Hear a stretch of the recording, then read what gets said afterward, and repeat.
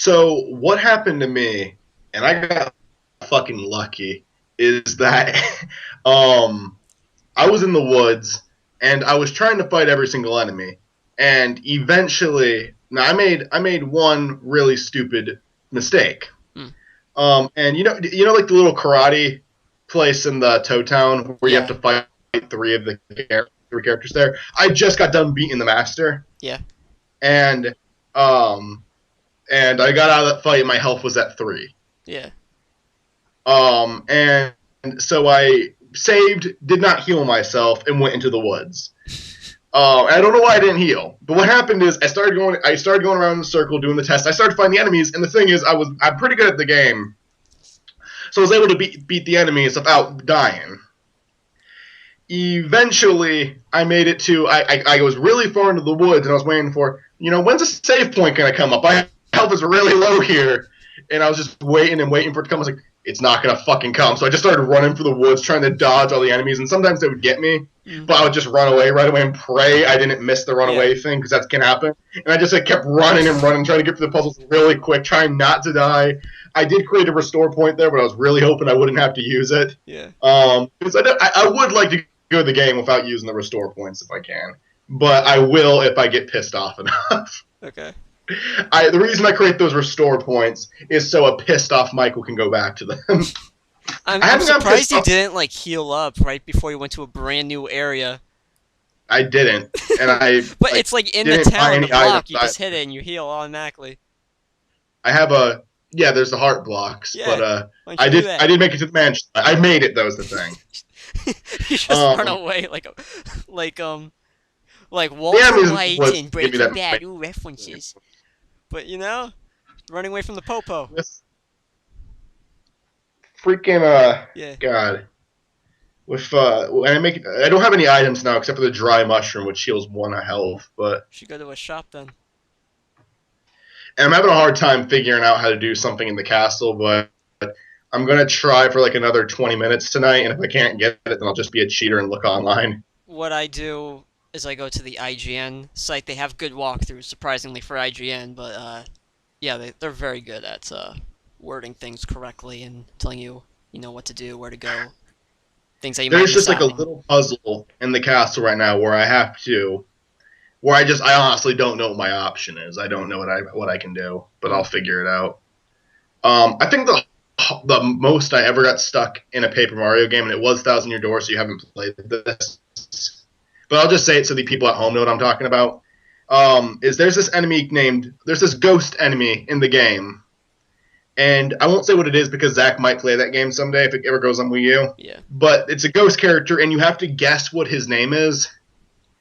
And it took me forever to find out how I was supposed to do that. Is it just like luck? Like there's just no possible There's a very simple way. There's a very simple way to find out how to do it. All you have to do is like pay attention to what you're told in the game, and I really didn't. And because I was pretty young when I played this game, I didn't like reading the text telling me what to do. I didn't like tutorials; they're like the worst thing ever, and they're still pretty bad. Like that's why I appreciate games like Undertale so much for making the tutorial fun. Because the tutorial is a really good part of the game. But with this game, I spent 4 hours trying to do this part that can be beaten in 10 minutes. I'm ashamed to admit that I was pretty damn young. Like I think the game was pretty new when I played it.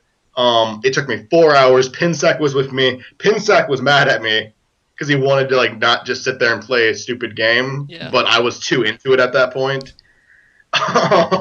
You just suck at video games, Mike. Like that's just what it is. I do. I'm doing a whatever the fuck run in Undertale right now. By the way, I know I'm like going to just because I mentioned it real quick. Yeah. And it's freaking crazy because what I did is I made it all the way to Metaton, and I was just like, this is the whatever the fuck run. Fuck it, reset. Just because I wanted to see what the characters would react like. I got a lot of reactions for doing that. Yeah. And the most notable one is I decided this time around I'm going to kill everyone but Papyrus and see what happens. And? Because I've heard like the endings are different based off which characters you kill and which ones you don't.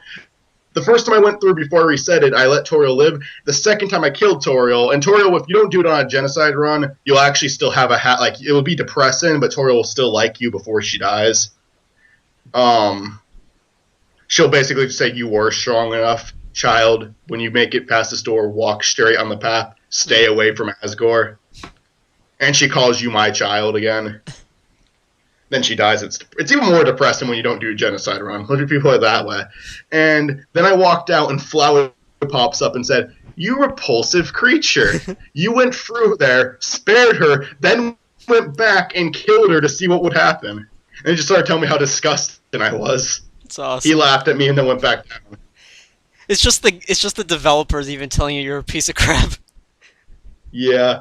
At one point, and this was really funny, because at this point I was already friends with Undyne. Yeah. And when I approached Undyne, she was basically telling me something. I have a really weird feeling, a feeling that keeps telling me that I want to be your friend. Mm.